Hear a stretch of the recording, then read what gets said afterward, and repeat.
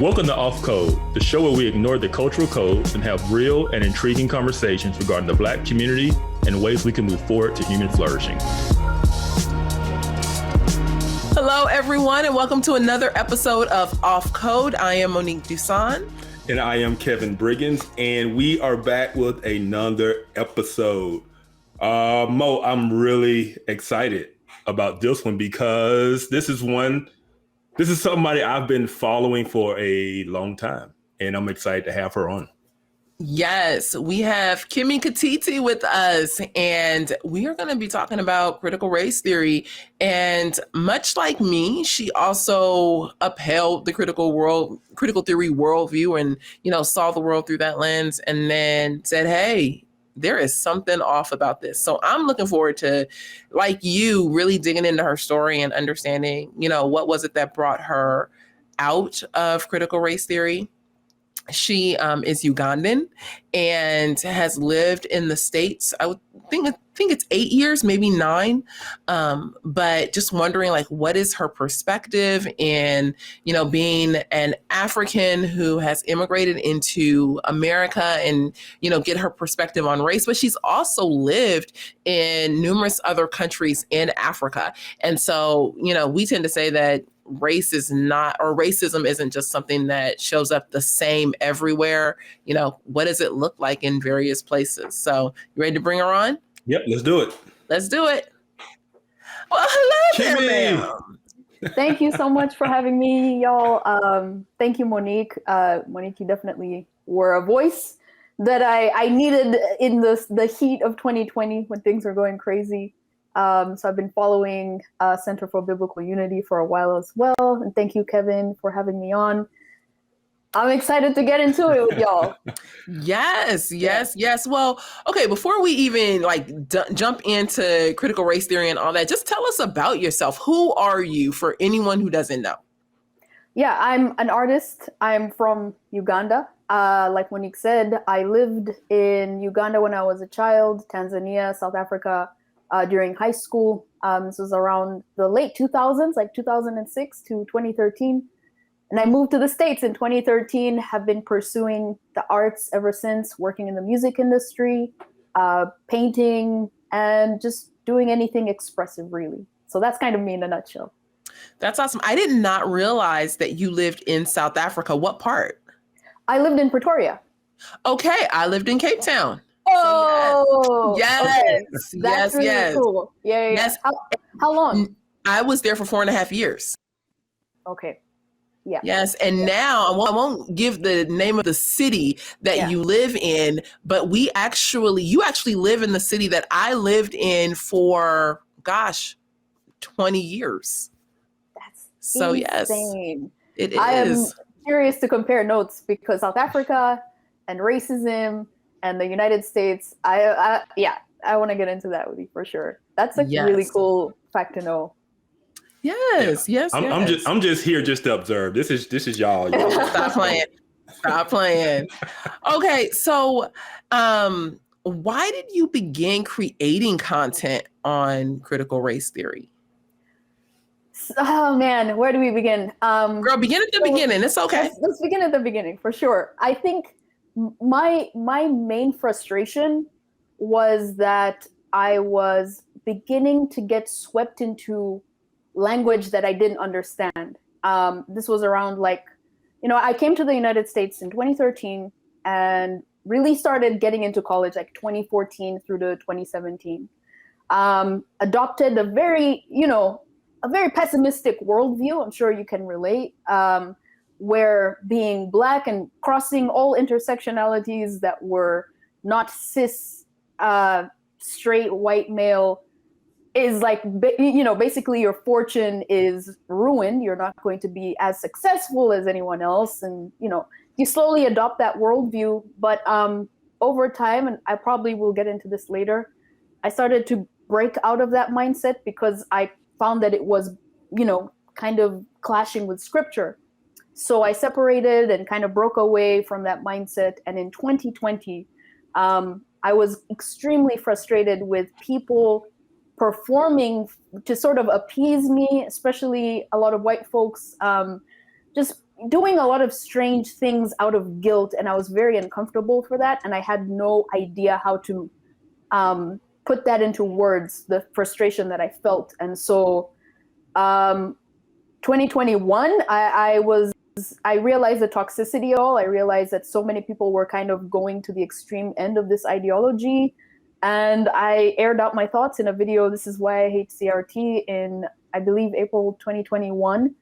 And it wasn't, I wasn't coming from the view of someone who's an expert. I'm just coming from someone who's sharing their experience and their frustration. And while I was cooking dinner, I was like, I just got to say something, because I feel like even as a Black woman, my voice isn't being heard in my own circle. So yeah, that was the start. I was just watching that video today, thinking the alarm went off for your meatloaf, and I was like, I hope she didn't burn that meatloaf. I was gonna bring that up because I went back and watched it today too. Yeah. No, meatloaf was good. It was perfect. Yeah. So you mentioned that you saw things that clashed with scripture. Yeah. Were you raised in the church? Almost, kind of, a little bit. I was raised Anglican. And I don't know if you're familiar with the Anglican faith, but it's very traditional. Were you Anglican as well? I am not, but someone very, very, very close to me is Anglican. And so I've been to numerous services and have a pretty decent understanding of the Anglican tradition. Don't see them as, not being Christian, see them definitely as part of the Christian faith, and a different stream or tradition. But yes. Yeah. So I grew up Anglican, went to church services, which were, they provided a kind of basic understanding of scripture, but no, I didn't really have the pressure to live a very Christian lifestyle, if that makes sense. It was kind of a blend of secular and Anglican. But when I was in high school, around 14, that's when I really gave my life to the Lord, because I went to a quite Christian high school in South Africa. So that's when I really started walking with the Lord pretty closely. And eventually, college kind of, muddied that a little bit, but my rooting in faith brought me back to what's true, because I had lost a certain peace that I used to have when I was a teenager. Wow, that's so interesting. I think coming from just a different culture overall, and then being raised outside of what I would consider traditional Protestantism, and now experiencing or having conversations around race, and that last sentence that you said about not having that peace. There's something that I think I also experienced in coming out of CRT, but my journey was much different. But there is a conversation of peace. And, you mentioned, white people wanting to do certain things for you, and now they acting funny and trying to make sure that you're okay. And it becomes definitely a ministry of works for many people. I would say whatever your skin color is, the critical social theories overall, not just critical race theory, can become a quote unquote ministry of works, that you're constantly working to do not just the right thing, but that which can make you seem righteous within society. And when you get a group of people who are deemed the bad ones, the oppressors, or things like that, their level of work can be different than the level of work for a person of color. But people don't always take time to really look at, how does this make me feel? Mm-hmm. What am I losing my peace around this? Is there a conflict with how the scriptures tell me that I should participate with someone based on skin color, or how should we participate with someone just based on the fact that they're another image bearer? So a lot of good things. Kevin, you want to say something? Yeah. So I mentioned I went back and looked at those original videos again, because I found them. I found you, and I found those videos probably shortly after you put them out. Oh wow! Because, like I say, I found Monique. She was a voice that I needed because of things that was happening in my life and in our church, and because of my YouTube algorithms, boom, it brought you up. And so I went back and listened just to refresh my memory on the things you said earlier. and you said this, you realized there was no superhero coming. And so you had to speak up. Tell me about that. Why do you feel like you had to speak up? I was in a mentality where I was really hoping for, at the time, and I know we've really shifted from COVID mentality to like we're easing out of that, but it was a very desperate times, called for desperate measures type of season. And I felt like a lot of people were talking about critical race theory, but at the same time, in my world, like among my peers, among my friends, I just felt like I was hoping for someone to talk to them to kind of get, to help them see the light. Like I didn't have to like expose my real beliefs. And that's when I realized like, no, maybe I feel this way very strongly because I am supposed to say something. And so, yeah, that's where the imagery of a superhero, not waiting on a superhero to save us or to speak for us. Like God uses us. Like God sometimes prompts us by putting these issues on our heart so strongly, maybe more strongly than others, because he might want us to be the one to provoke certain conversations, to start certain conversations. So, yeah. Yeah, no, that's good. And I completely understand that. People think I like saying these things. They think I like having these conversations. I do not. I wish there was someone else to do it. But like you say, it's when it's on your heart and you see the need for it to be said and nobody is saying it, or at least in your circles, it's like, okay, I have to speak up. I have to say something. I can't be silent. Right. Yeah. Even though it is that pressure for people to not to know your true feelings and thoughts, because it's this fear of being, ostracized and pushed out. Right. And so, no, I just let you know, I appreciate you speaking out in your voice. And I even saw my YouTube comment from like April of 2021, and I was encouraging you and thanking you for speaking out. Oh, thank you. Yeah. And of course I got attacked for that. Really? So. Yes. And the comment sections are rough, Yeah. YouTube streets. Yeah. I'm sorry, Kevin. No, go ahead.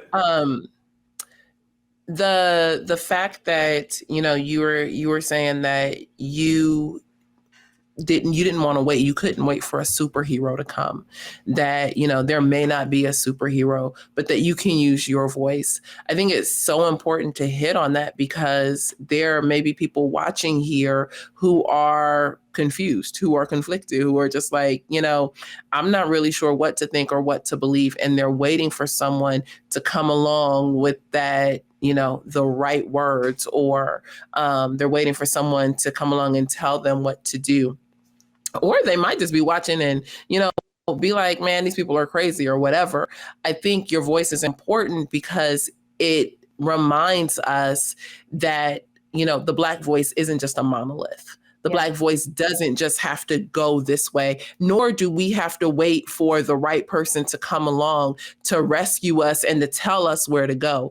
That there is a way that we can think about things that is not necessarily in line with culture, but that is in line with scripture. And that's the goal. The goal is to keep our minds and our hearts in line with scripture. And so this is why I'm glad we're having this conversation, because we get to present another way of thinking about race in this current moment. Yeah. Oh, so good. Yeah. Yeah, I really, really, really was blessed by everything you had to say. You definitely gave me a lot of courage.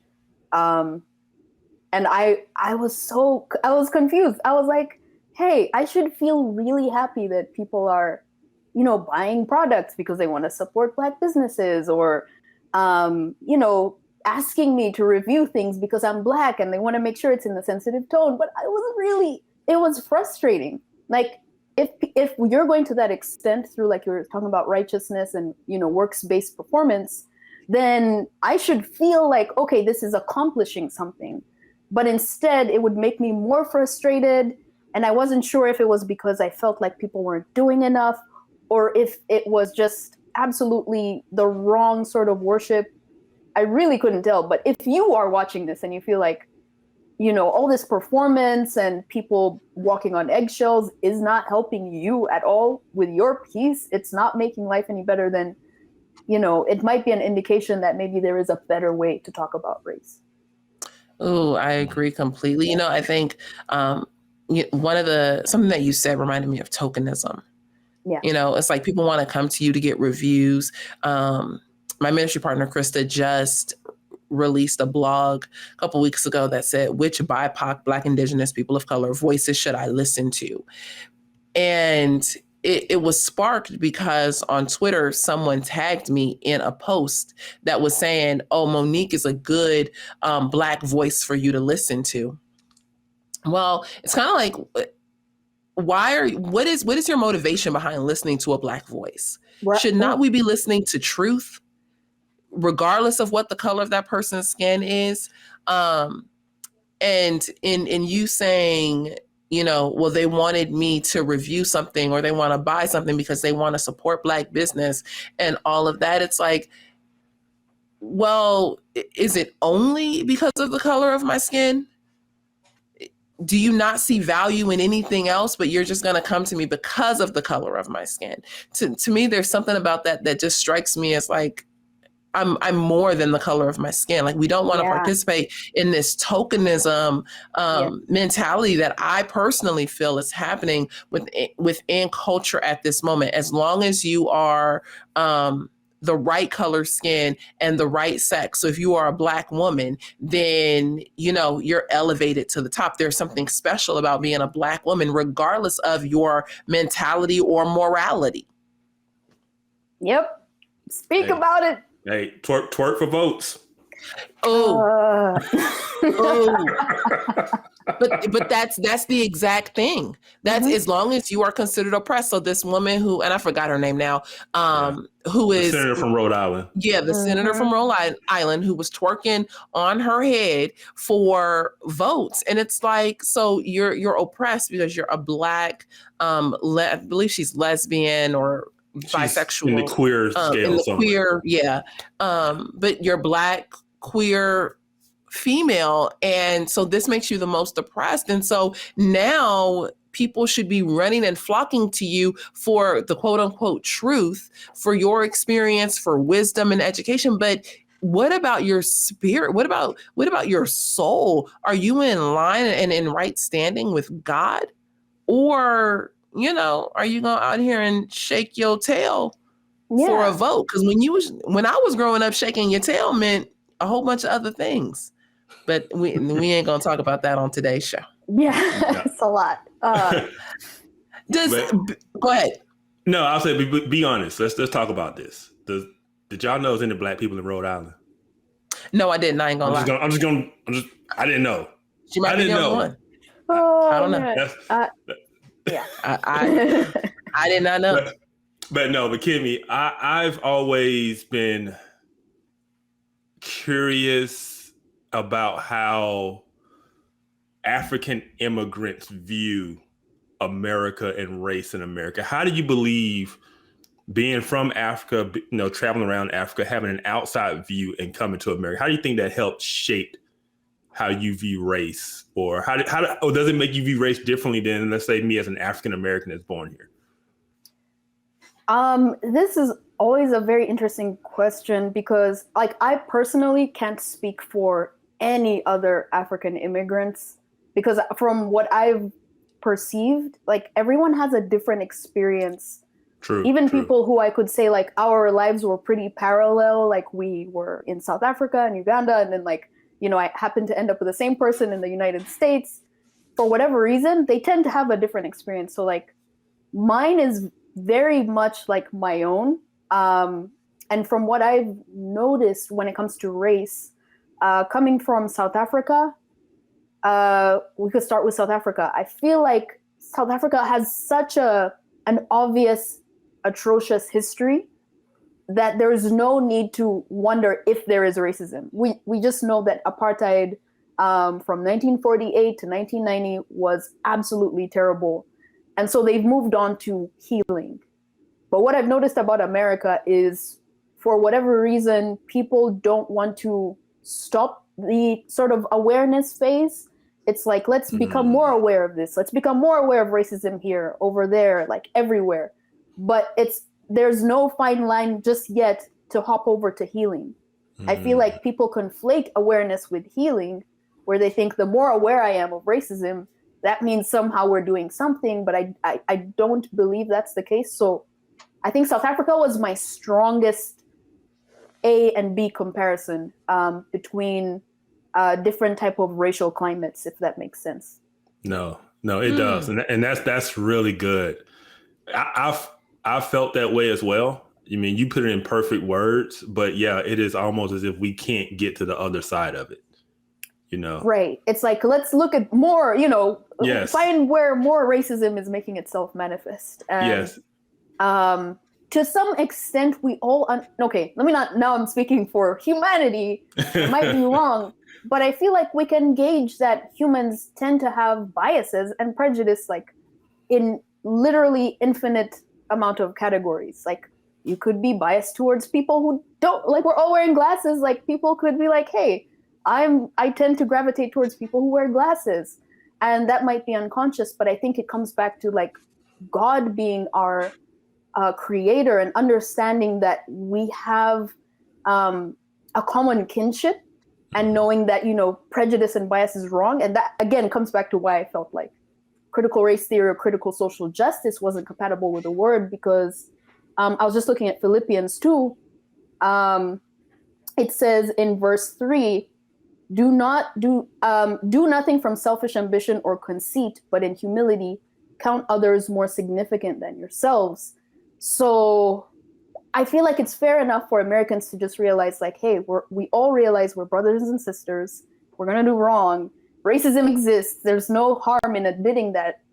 And now we can move on to the healing part. And yeah, so that's kind of what drives my frustration with this dialogue. Yeah, I get it too. Because what is about critical race theory? Racism doesn't go away. It just mutates. It just takes a different form. So we can never get over it, right? And in the framework and the ideology of critical race theory, it is simply a continuous, ever-going thing that we must continue to do the work, right? Yeah. And we can never heal. We can never get to, I guess what we're going to talk about later is that forgiveness piece, right? That I would love for the day we get to where South Africa is in that healing phase. Right. Because that's what we need more than anything, is to heal. Yeah. Mo, you got something? Yeah, I was going to ask if when you said that it appeared like there was a line for South Africa moving toward healing. Were you referring to I think it's called the Congress on Racial Reconciliation that happened? Yeah, Truth and Reconciliation Commission. Yeah, that took a few years, but yeah, that's what I'm referring to, because it was national. It was amnesty based. So, amnesty was offered to, say, people who worked on behalf of the apartheid regime.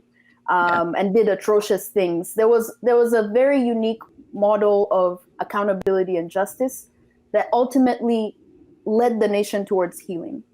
Now, obviously, that doesn't mean everyone's now fixed. Like, the country is absolutely 100% fine. No. Oh, no, not by any means. Not by any means. But, the issue that, yes, racism and like very violent acts of injustice occurred, like, that is for sure. It's written in stone. No one has any question about it. Yeah, I think one of the coolest things that I've participated in being in South Africa is going to Robben Island. Yeah. Have you been? I have not, no.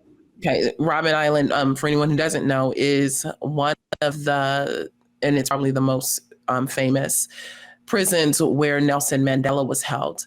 And they've turned it into a museum of sorts, but it's like a historic site. And so you can take a ferry out and you can tour the island where the political prisoners were kept. Other prisoners were also there, but there were quite a few political prisoners there, Nelson Mandela being one of them. You can not just toward the island, like on a tram, but you can also go into the prison. You can see his cell. You can see where and how different prisoners were kept and treated based on the color of their skin.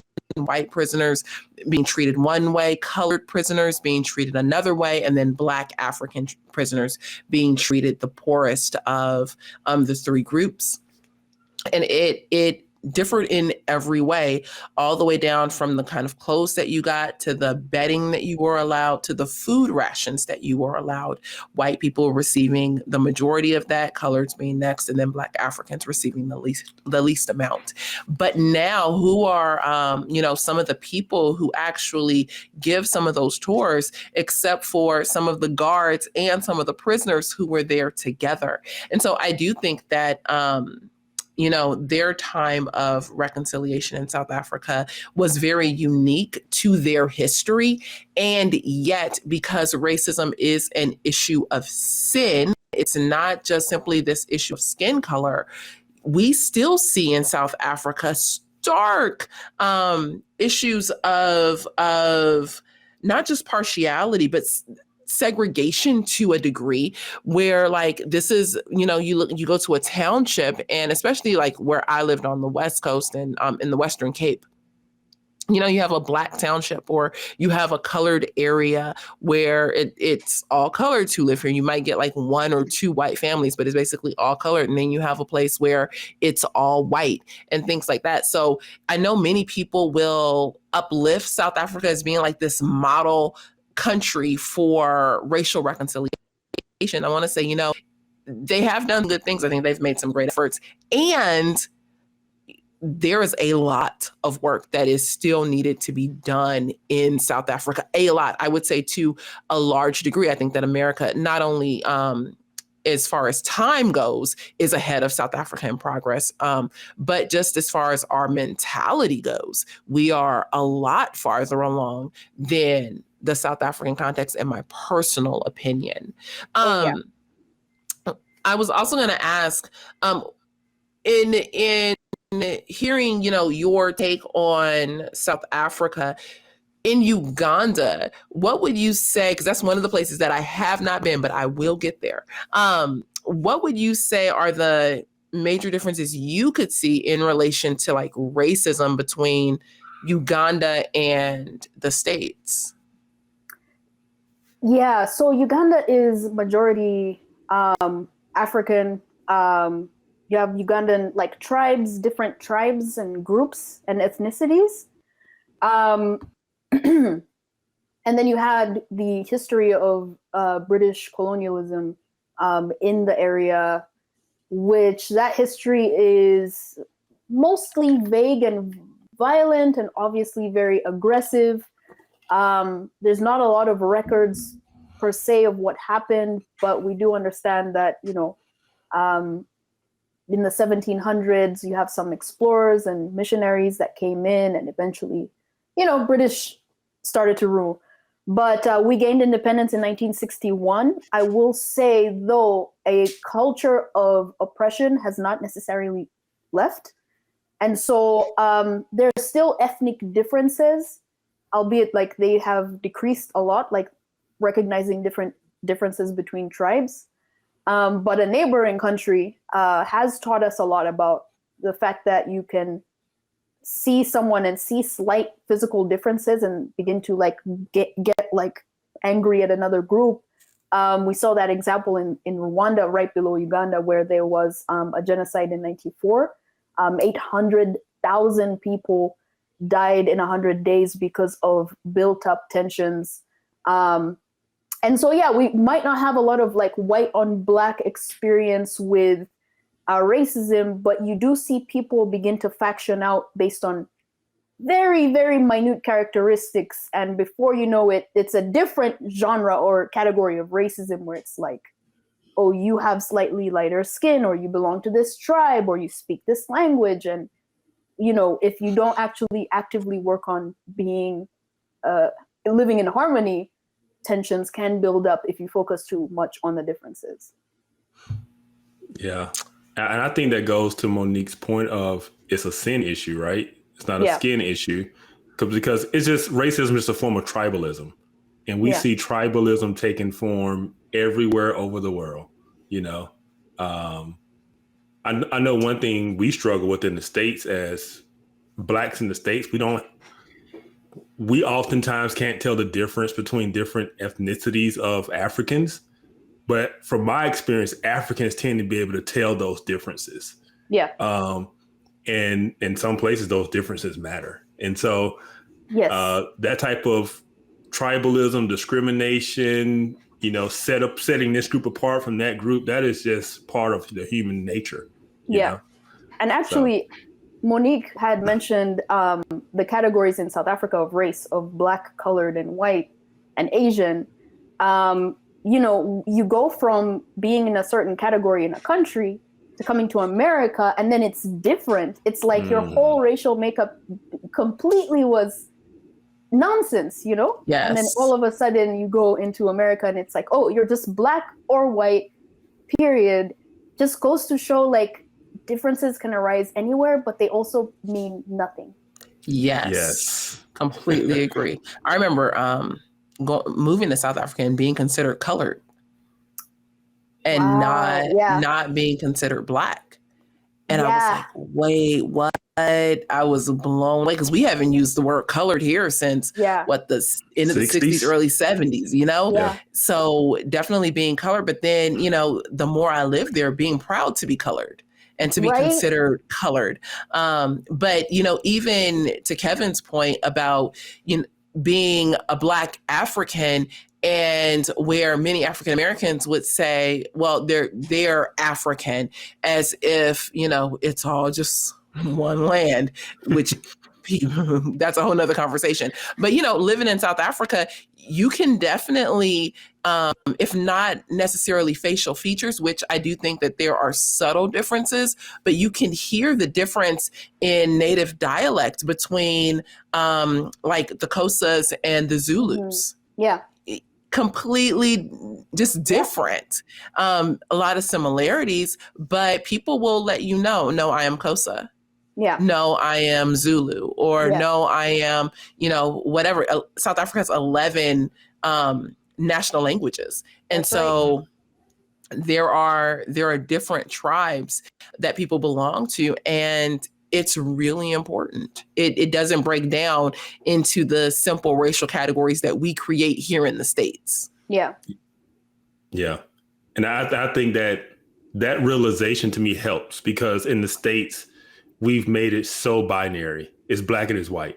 Mm-hmm. I mean, even on the white side, they're different ethnicities. It's not just one thing called white, right? These are, German. Even when you learn about the history of the British, when they settled in the United States, to understand that the British that settled in the South were different than the British that settled in the North. And those cultural differences and those distinctions play out between, even today, in differences between the North and the South in culture, right? Mm-hmm. And so just understand that it's just very, very various different groups of people, and that share the same skin color, but they're not the same people group. They're different ethnicities, right? And so I think that would help a lot of people in America's perspective to understand the world a little bit better than simply trying to see it through a lens of Black and white. So, absolutely. Yeah. And it reminds us, like, again, sin issue, human issue. Mm-hmm. We're always going to see, differences, really. And also the notion of, like, it's all kumbaya and very happy in Africa just because, there's not a lot of white people in, like, the middle part. There's still cycles of oppression. And I feel a lot of people have a very, like, unrealistic, very primitive, like, there's truth in being primitive and everything's just fine and dandy. There's no, there's no oppression, nothing like that. I'm like, guys, really, we're all humans at the end of the day.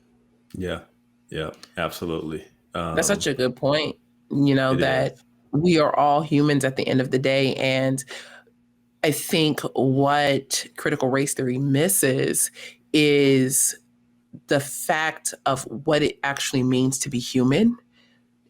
as a Christian, I can affirm that all people are created in the image of God, that we have equal dignity, value, and worth, and that we are horrifically sinful. And in being sinful, that plays into how we treat each other. We had a mandate from God before we fell, and how we were supposed to fill the earth, rule and reign, these were the things that he spoke. But what happened when sin entered the picture? Yeah. It shifted things for us. And so this idea of oppression and how we participate with one another is definitely flawed. Yeah.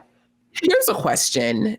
Do you think that the structures of, or some of the tenets of critical race theory are being almost like imported from the West into different countries in Africa? Or do you think it's something that is just kind of being absorbed through osmosis almost? I have, honestly, I couldn't really speak to that because I haven't been in Africa in long enough to know if that's actually influencing a lot of people in Africa. I have heard a few people say that, maybe a handful of people, not more than 5. So I don't know if that's really helpful evidence, but no, personally, I couldn't really say, to be honest. Well, thank you. I appreciate your honesty. Just not making something up, because that would be no fun. Having, people that I still know in South Africa and having upheld this mindset when I was in South Africa, I can see, at least in the Western Cape and in the ministries that I worked with in the Western Cape, this mindset just growing and growing and growing. People wanting to uphold things that they see in like books like Pedagogy of the Oppressed, wanting to uphold Marxist thoughts and promote socialist or communist ideology. So I personally can see it growing, but I haven't looked into things like Zambia. Like when I traveled in Zambia, I don't see it there as much, although I can see different forms of oppression. It just isn't white on black oppression or black, you know what I mean? It shows up differently, but I think that goes again back to the sin nature. Yeah. Kevin, were you going to say something? No, go ahead. I just wanted to say, it seems as though once people drift further and further away from a religious operating system, a friend of mine refers to this as having an operating system. What is your morality based on? What standards are you living by? And I feel like the more people reject that and say that's not real, that has nothing to do with me, I can live however I want, for whatever reason, Marxism or any sort of mutated form of critical theory just swoops in and gives people a framework through which to understand right or wrong, good and evil. And I feel like that's what tends to happen with people noticing oppression, noticing things going wrong in the world, and they have rejected a religious operating system, say Christianity, understanding God created us. It's like this just swoops in and takes people off their feet, and they don't realize that they're still searching, they're filling that hole with this new morality, with these new standards, and this new call to perform certain works for righteous standing with whomever. No, that is definitely true. I've seen that in people. We see it. It's all throughout the secular world that they're taking hold of this, and it really is giving them a religious framework to a degree. Yeah. John McWhorter talks about it a lot. Mm-hmm. I've heard Douglas Murray talk about it a lot. There is this sense of religion, like we've talked about it, a sense of works righteousness and a moral framework, and it's almost puritanical, right? It's almost like they're gonna, they want to drown the witches and burn the witches, But but they claim that they're the intolerant ones, they're the awakened ones, and all of these things. But it's like you simply just gravitated to a new religion to a degree, you know? Yeah. So. And wherever that fades or decreases, even if it's, I think in South Africa, and they did have a lot of that foundation from the South African Communist Party or the ANC. They were they had very Marxist roots. So I think people are just kind of picking up where they left off with that. And at the same time, forgetting that people like Nelson Mandela did hold to Christianity. Archbishop Desmond Tutu was very adamant about forgiveness, obviously because of his Christian roots. Now that era is passing away and people are also becoming more secular, wherever it is across the world, as long as there is that rejection of a standard and the Lord and the Christ coming to save us, I tend to see like people try to fix that with a Marxist sort of understanding of the world. So wherever you go, as long as that's the case, it seems to happen that way. I don't know what you guys think.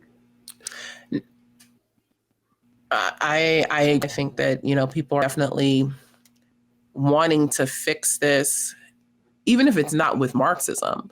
They want to fix it with some other version of what they see as good, true, and beautiful, but they are bypassing the author of the good, the true, and the beautiful. And, you know, love Mandela and Desmond Tutu and, you know, the people who wanted to really pay away.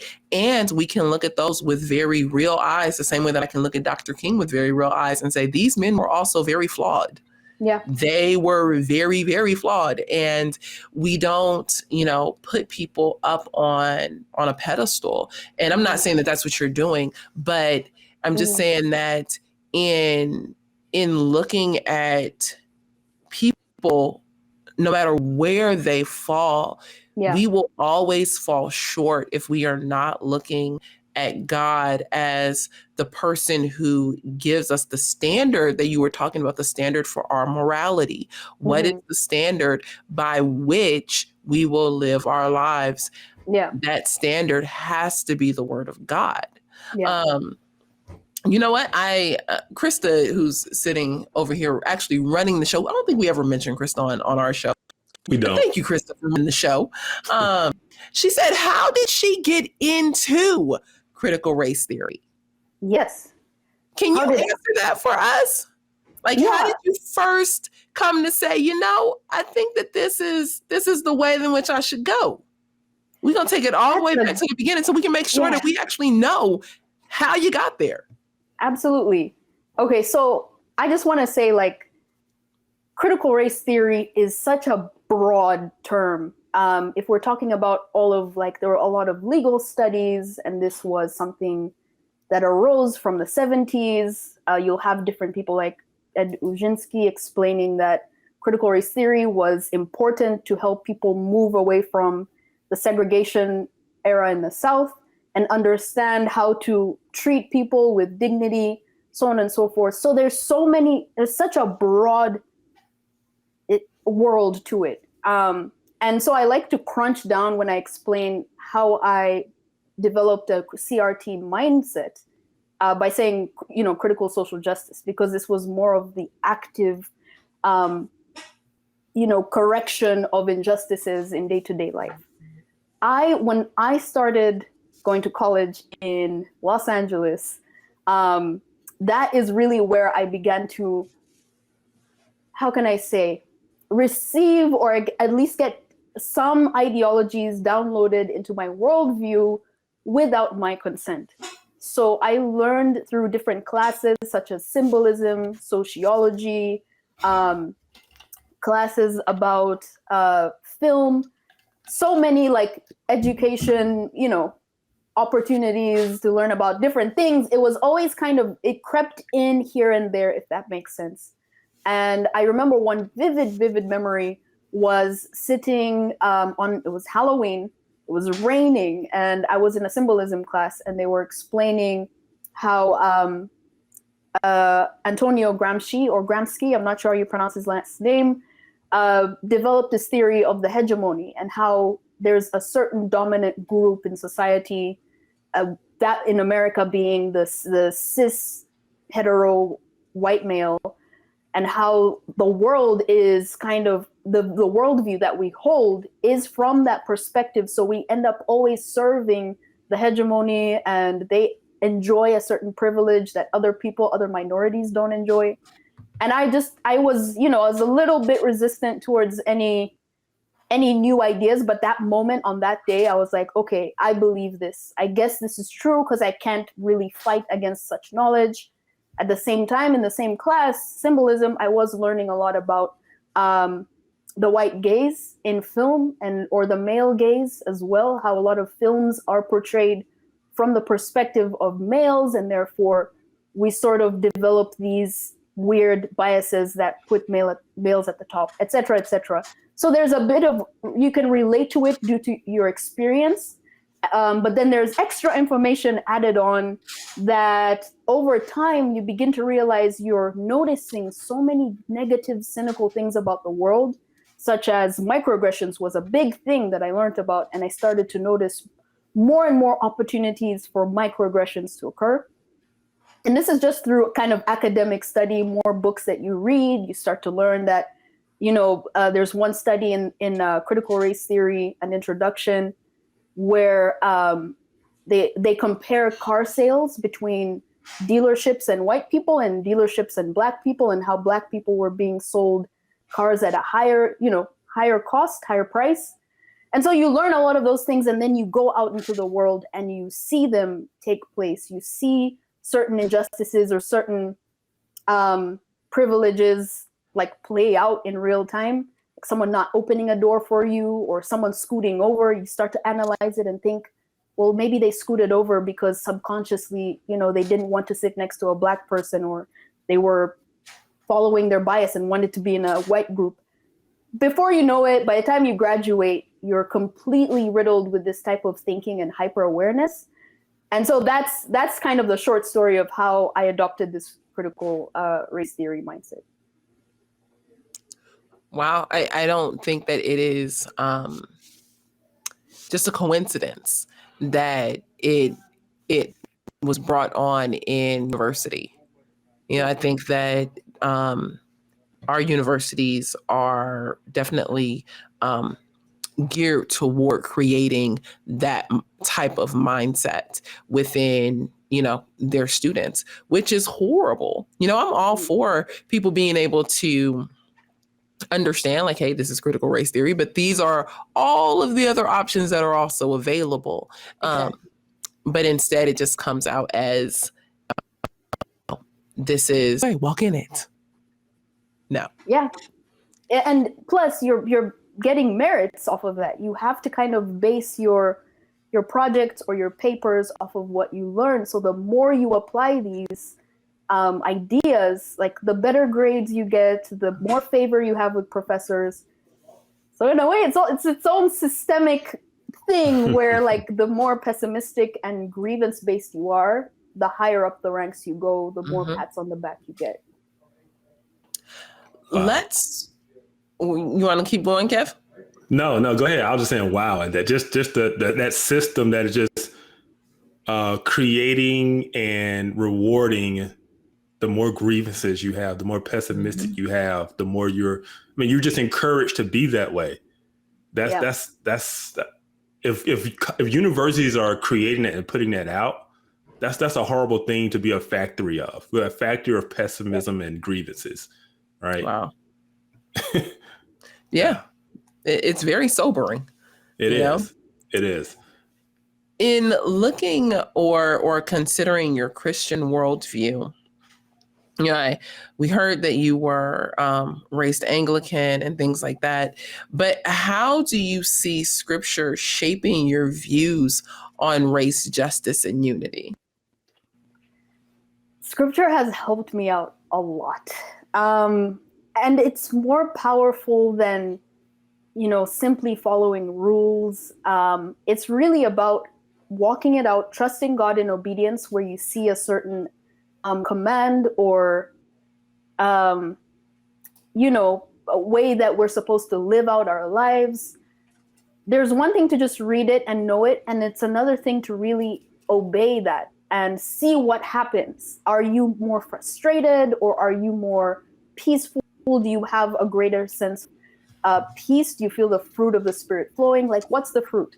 And for me, the more I have laid down my flesh and being like, okay, I'm angry at this world. I am frustrated that, especially when I was in my critical mindset, the more I experienced a lot of anxiety, depression, helplessness, hopelessness, to a very debilitating degree. I was very, very depressed, very, very frustrated, and just could not get ahead the way I was seeing a lot of my white peers getting ahead. But it wasn't until I felt a strong conviction of the Lord to be like, my word is pretty clear about forgiveness. You're offended and you need to forgive. And I felt like because the Lord broke that down in just those very basic terms, I didn't have an excuse. I didn't have to say like, Lord, okay, no, this is an incident of racism and we live in this unjust society. No, it was just like Jesus said, forgive 77 times or 70 times 7. And also, the word in other areas of scripture encourages us not to hold offense. I just obeyed those 2 commands. And from that, there came that peace, but there also came a certain way of other people noticing that peace and kind of environments shifting because of that. And also Philippians 2, which I read earlier, verse 3, count others as more significant as yourselves. If you're holding a critical race theory mindset and you believe that you should now show discrimination to counteract historic discrimination as a minority, then how does that command, how can it coexist with this other worldly and secular command to treat others as better than yourself? Basically the opposite of trying to put someone down or disadvantaging others to correct. So when you follow out those, commands, you follow out in obedience what the scripture tells us to do, gauge the fruit and see what happens. What is the A and B of that? And for me, once I obeyed the scripture and lived it out, walked it out, I experienced peace like nothing else, that was so solid, that was very unshakable. And that again just brings me to the fact that the Lord knows what he's saying. He doesn't overlook racism. He's not just giving it a pass. He really cares for you and your well-being and the well-being of others, the salvation of others. So yeah. Yeah. Amen to that. And Yes. I will say this. So I never went down the woke path. And the reason I never went down the woke path is because of what you just said. I was aware of that. And what I was hearing, I couldn't make sense of it. Right. I couldn't put it into my Christian worldview and make it work. Right. And so it just never said, something just always seemed wrong with it. Even when I didn't know what it was, just what people were prescribing as the solution just came across as wrong. Right. And I just didn't have a peace with it. And so I completely relate to exactly what you're saying, because it is. And that's the beauty of scripture. That's the beauty of what God has given us, that shows the supernatural work of forgiveness and how it is counter to our human nature to want to rebel against whatever we believe is the authority. But that's not even how I would say African Americans, Blacks in America, the history of us and the history being rooted in Christianity, the critical race theory take now goes against even our own history and culture, right? We didn't grow up thinking this way. We didn't make it through those hard times with a critical theory mindset. We made it through those hard times with a mindset of a Christian worldview, and understanding that, number one, forgiveness was key. God has forgiven us, we forgive others, and that ultimately God brings justice. And that's what got us through tough times, right? So, so I really appreciate you kind of saying that. And I think that's a good place for us to wrap up, and a good place for us to land is that good word from Kimi. Yes. Yes. Thank you so much for taking time out to be with us. Girl, you so close. We need to get coffee. I don't know if you drink coffee, but we can. I love coffee. I'm just saying. Oh, no, I saw her video. She loves coffee. Yeah. Okay. Yeah.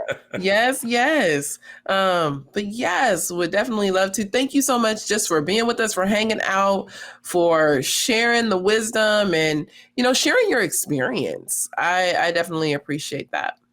Thank you for having me. I watch the Off Code podcast. Ooh, words were confusing me there, but I watch it. I love it. I love what you guys are doing. I love the conversations you're having. It really is. It's such a blessing. So again, thank you so much for talking to me today. Yeah. No, thanks for being here. You. And thank you for your voice and being the one to speak out. Yes. All right. Well, this is another episode of Off Code. We will catch you in a couple weeks. Put your thoughts and comments down below in the comment section. Make sure to like Off Code, share it with a friend, subscribe to the YouTube channel, get the word out. We appreciate you. God bless.